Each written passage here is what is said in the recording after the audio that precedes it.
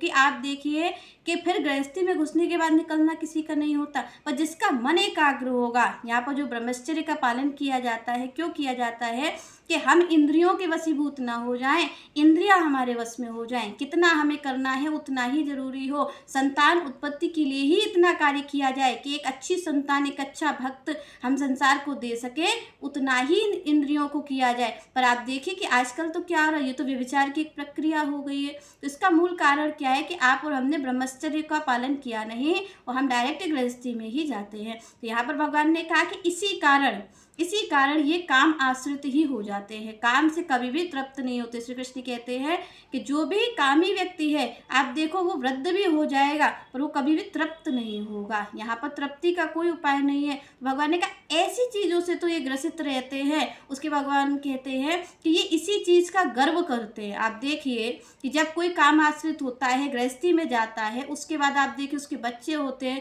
फिर बच्चों की पढ़ाई लिखाई, फिर बच्चों की शादी, फिर उनके बच्चे, तो इसी पालन पोषण में ही तो पूरा जीवन चला जाता है। आप देखिए कि वो मरणासन पर हो जाता है पर उसकी जो है मोह है वो छूटता नहीं है।